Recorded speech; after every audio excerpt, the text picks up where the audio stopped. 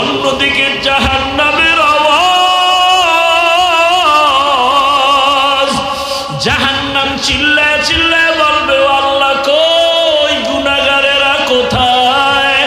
বেনামাজিগুলো আমার পেটে দাও, আমার পেটে ক্ষুধা, গুনাহগারদের আমার পেটে দাও। জাহান্নামের আওয়াজ, সূর্যের গরম। অন্যদিকে আল্লাহ নাকি রাগ হয়ে আওয়াজ দিবেন, লিমানিল মুলকুল ইয়াউম লিল্লাহিল ওয়াহিদিল কাহ্হার। ওই দিন আল্লাহ পাকের রাগান্বিত কুদরতি আওয়াজে হাসরের ময়দানটা থরথর করে কেঁপে উঠবে। নবী আপনি কান্না করেছেন আর বলেছেন, ওই হাসরের ময়দানে এমন হালাত হবে, একদিকে সূর্যের গরম, অপরদিকে জাহান্নামের আওয়াজ, আবার আল্লাহ পাকের রাগান্বিত আওয়াজ। নবীরা পর্যন্ত যাদের গুনাহ নাই তারাও কান্নায় বিভোর হয়ে যাবে। আদম নবী কান্নায় কান্নায় ভেঙ্গে পড়বে, মূসা নবী কান্না করবেন, উম্মতের চিন্তা বাদ দিয়া নিজের চিন্তায় ঈসা নবী কান্না করবেন, নূহ আলাইহিস সালাম কান্না করবেন, ইব্রাহিম নবী কান্না করবেন। ও নবী, ওই সময় তো উপায় কি হবে? আল্লাহ যদি এক পর্যায়ে মানুষের ডাকেন, আল্লাহ তো রাগ অবস্থায় ডাকবেন, মানুষগুলোকে এমন একটা আওয়াজ দিবেন, আল্লাহ এক পর্যায়ে আওয়াজ দিয়া বলবেন, ওয়ামতাজুল ইয়াউমা আইয়ুহাল মুজরিমুন। ও গুনাহগারেরা, ও বেনামাজিরা, ও গুনাহগারের দলেরা, আজকে বিচারে আদালত কায়েম, ইনসাফের বিচার হবে। গুনাহগার তোমরা নেককারদের থেকে আলাদা হয়ে যাও। আল্লাহ সিরিয়ালে মানুষকে দাঁড় করাইয়া আমল নামা দিবেন। যাদের আমল নামা ডান হাতে, এরা হাসতে হাসতে জান্নাতে যাবে, আর যাদের আমল নামা বাম হাতে, তাদের জাহান্নাম ছাড়ার উপায় হবে না।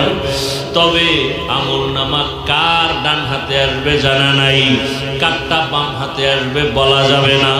রহমতের নবী এক বয়ানে বলেন, হাসরের ময়দানে তিনটার সময় এত ভয়ঙ্কর হবে, যেই সময় মানুষ আর মানুষের কাতারে থাকবে না, আপন আপন থাকবে না, একে অপরের বিরুদ্ধে চলে যাবে। তিনটার সময় এত ভয়ঙ্কর হবে, মা সন্তান চিনেও চিনবে না, সন্তান মাকে চিনতে পারলেও অস্বীকার করবে। এমন কঠিন হালাত। একটা সময় হবে আমল নামা দেওয়ার সময়, আর একটা কঠিন সময় হবে মিজানের পাল্লা ওজনের সময়, আর একটা কঠিন হালাত হবে পুলসিরাতের উপরে ওঠার সময়। ওই সময় কেউ কারো দিয়ে তাকাইবে না, সবাই বেকুল হয়ে যাবে, নাফসি নাফসি।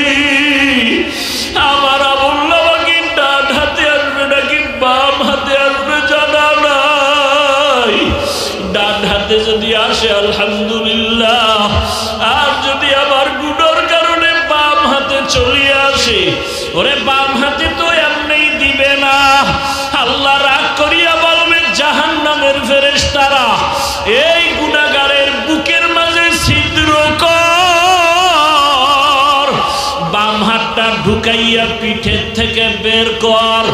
এরপরে বাম হাতে পিঠের হাতে আমল নামা দিয়া আল্লাহ বলবেন, ইকরা কিতাবাকা কাফা বিনাফসিকাল ইয়াউমা আলাইকা হাসিবা।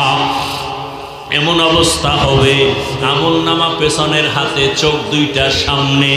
ফেরেশতারা বলবেন, ইয়া আল্লাহ, আমল নামা পেছনে হাতে, চোখ সামনে, পড়বে কিভাবে? আল্লাহ রাগ করে বলবে, নাফরমানের ঘাড় ধরিয়া মোচড় দিয়া পেছন দিকে ফিরাইয়া দাও। এমন এক হালাত শুরু হয়ে যাবে। আবু বকর কান্না করেন, রহমতের নবীও কান্নায় বিভোর হয়ে গেলেন। ইয়া রাসূলুল্লাহ, আল্লাহ তখন আমাকেও ডাকবেন। যখন ডাকিয়া আবু বকরের নাম আসবে, আল্লাহ যদি জিজ্ঞাসা করে, আবু বকর, আমি তোমার জানমাল কিনে নিয়েছি, বিনিময়ে জান্নাত দিলাম, বলো জান্নাতের জন্য কি আমল নিয়ে আসছো? আমি যদি বলি, আল্লাহ আপনার মোহাব্বতে নামাজ আদায় করেছি, যাকাত আদায় করেছি, তেলাওয়াত করেছি, পর্দা করেছি, কোরআন পড়েছি। আল্লাহ যদি হঠাৎ করে বলেই ফেলেন যেমন আজকে ওই মহিলা আমার দোকানে কাপড় ফিরায় দিয়ে বলছিল পছন্দ হয় নাই, আল্লাহ যদি বলে ফেলেন আবু বকর যেই নামাজ পড়লে আমি খুশি ওই নামাজ হয় নাই, তোমার নামাজ তোমার তেলাওয়াত নিয়ে যাও, আমার কাছে তোমার তেলাওয়াত পছন্দ হয় নাই, তোমার রোজা পছন্দ হয় নাই, তোমার যাকাত দেওয়া পছন্দ হয় নাই। আল্লাহর নবীর সামনে আবু বকর কাঁদেন আর বলেন ইয়া রাসূলুল্লাহ, আল্লাহ যদি বলে রে আবু বকর তোমার আমল আমার কাছে পছন্দ হয় নাই, অতএব তোমার জানমাল নিয়ে যাও, আমার জান্নাত আমাকে দিয়া দাও, তখন আমার জাহান্নাম ছাড়া উপায় নাই, এই ভয়ে আমি কান্না করতেছি। ও এলাকার যুবক বাবারা, পর্দার আড়ালের মা বোনেরা, বৃদ্ধ বাবাজিরা, জান্নাতি সাহাবী রসুলের আদর্শের মালা গলায় লাগাইয়া জান্নাতের সুসংবাদ পাইয়া যদি তার অবস্থা এমন হয়, তার আমল কত সুন্দর, নামাজ কত সুন্দর, তার তেলাওয়াত কত সুন্দর, সাহাবায়ে কেরামের তাকওয়া কত সুন্দর, ইখলাস কত সুন্দর, ব্যবহার কত সুন্দর, এরপরেও যদি তারা জীবন ভর শুধু জাহান্নামের ভয়ে কান্না করেন, ও যুবক বাবা জীবনে কত গুনাহ করে ফেলেছো, বৃদ্ধ বাবাজি মা বোনেরা হাতের দ্বারা কত গুনাহ, চোখের দ্বারা কত অন্যায়, জবানের কথার দ্বারা কত মিথ্যা, কত গীবত শেকায়াত, কত গালাগালি, অন্যের হক কত নষ্ট করেছো রে বাবা, কত মিথ্যা বলেছো, কত হক নষ্ট করেছো, কত নামাজ ছাড়লা, দাড়ি কাটলা, বেপরদায় চললা, মা বাবারে কত কষ্ট দিয়েছো, আলেম ওলামা শিক্ষকের বিরোধিতা করেছো, কত বিরুদ্ধে গীবত শেকায়াত বলছো আর লেখছো, এখনো কি তওবা করবা না রে বাবা? কোন দিন মরণ হবে জানা নাই। করোনায় কত বান্দা চলে গেল, আমার মতো কত যুবক এমন কোনো দিন নাই মরে না, পানির নিচে গাড়ি অ্যাক্সিডেন্ট হয়ে কত যুবক চলে গেল, ঘুমের বিছানায় কত লাশ, কয়দিন আর বাহাদুরি করবা রে বাবা? এখনো কি তওবা করবা না?